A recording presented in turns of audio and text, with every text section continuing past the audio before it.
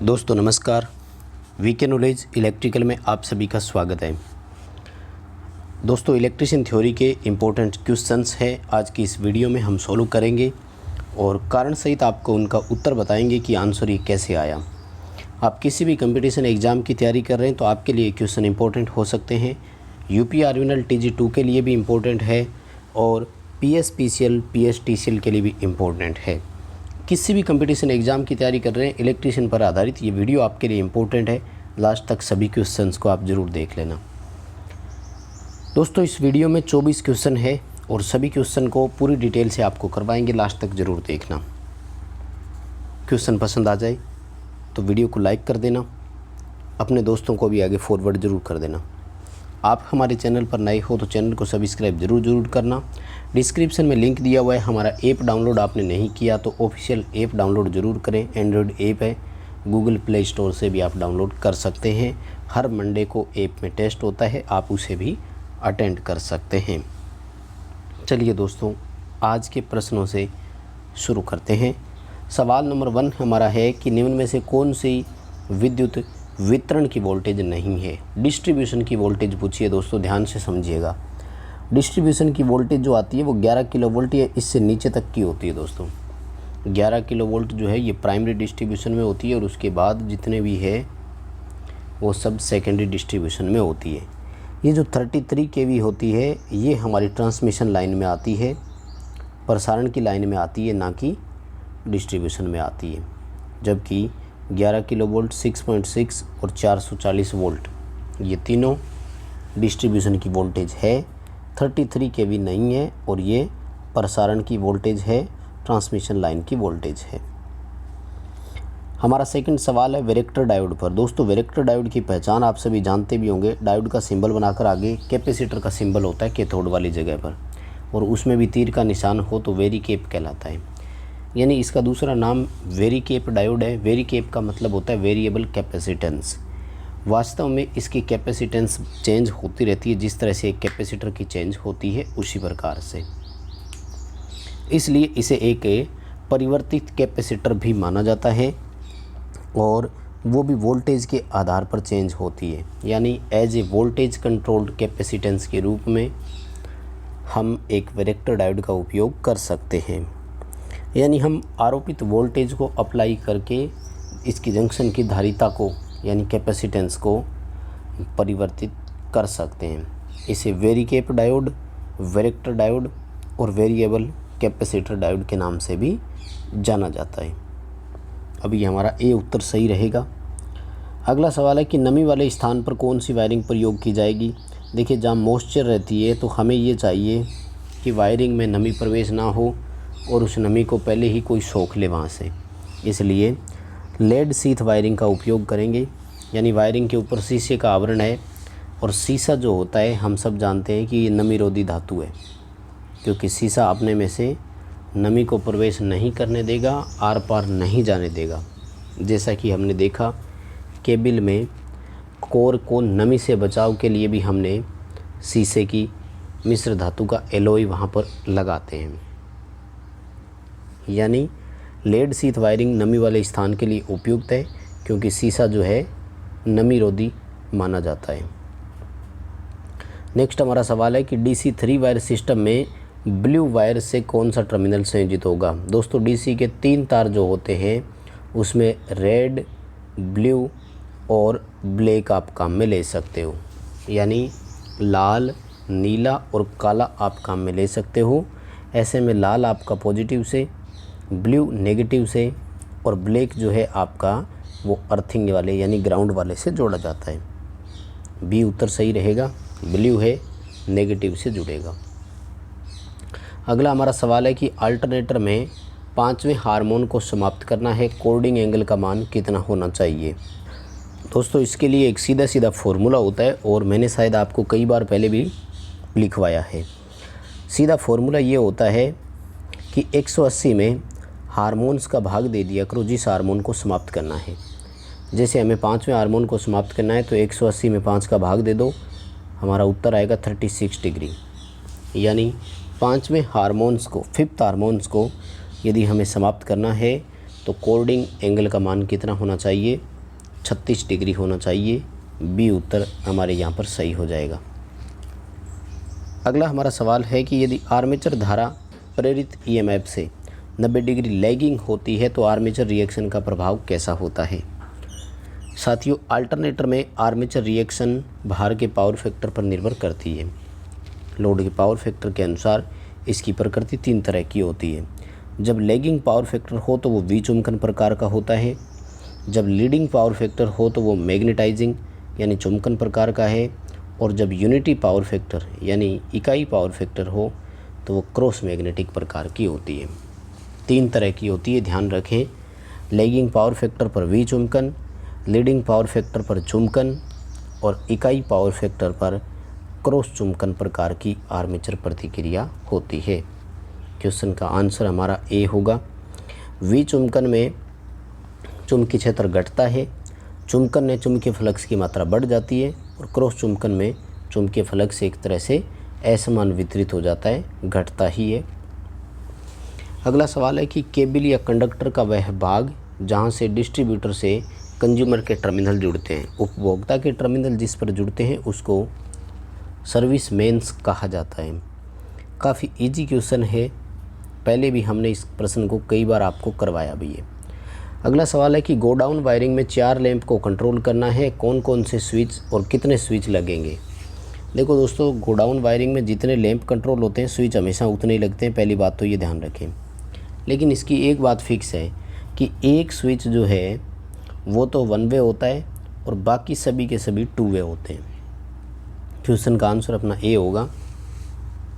एक SPST यानी single pole single throw switch और 3 SPDT यानी single pole double throw switch लगेंगे।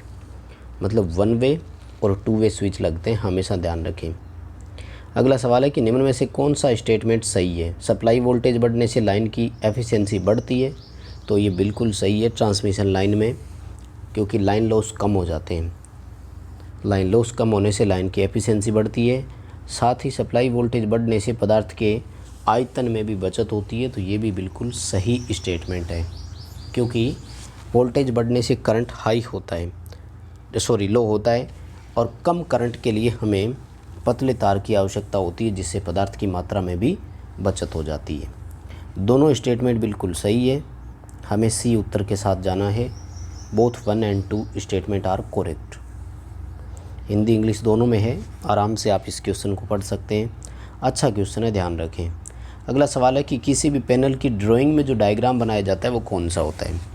दोस्तों, वायरिंग में डायग्राम होते हैं 4 तरह के, लेकिन सबसे सिंपलेस्ट संरचना जिस डायग्राम की होती है उसे सर्किट डायग्राम कहा जाता है। और सर्किट डायग्राम का दूसरा नाम होता है स्कीमेटिक डायग्राम, योजनाबद्ध आरेख बोलते हैं। स्कीमेटिक का मतलब होता है योजनाबद्ध आरेख। बाकी चारों डायग्राम के नाम आपके सामने है, लेआउट, स्कीमेटिक, वायरिंग और इंस्टॉलेशन। यानी वायरिंग में कुल कितने डायग्राम बनते हैं, कोई आपसे अगर ये पूछे तो 4 डायग्राम बनते हैं और सिंपलेस्ट संरचना स्कीमेटिक डायग्राम यानी सर्किट डायग्राम की होती है। अगला सवाल है 4 पोल अल्टरनेटर है, 30 RPS पर चल रहा है, प्रेरित EMF की फ्रीक्वेंसी कितनी होगी। जब RPS दे रखा हो तो फॉर्मूला होता है PN/2। ठीक है, कितना होता है PN/2, तो 4/2 × 30 करना है, उत्तर आएगा 60 हर्ट्ज। क्वेश्चन का आंसर अपना ए हो जाएगा, 60 हर्ट्ज उत्तर कर देंगे। अगला सवाल सिंक्रोनस इम्पीडेंस के बारे में पूछा है दोस्तों। सिंक्रोनस इम्पीडेंस का मतलब है ZS और ये ज्ञात करने के लिए फॉर्मूला होता है E1/I1, यानी ओपन सर्किट की वोल्टेज और शॉर्ट सर्किट की करंट का अनुपात होता है ये। क्वेश्चन का आंसर ए हो जाएगा। ओपन सर्किट वोल्टेज और शॉर्ट सर्किट करंट का जो अनुपात होता है उसे सिंक्रोनस इम्पीडेंस कहा जाता है।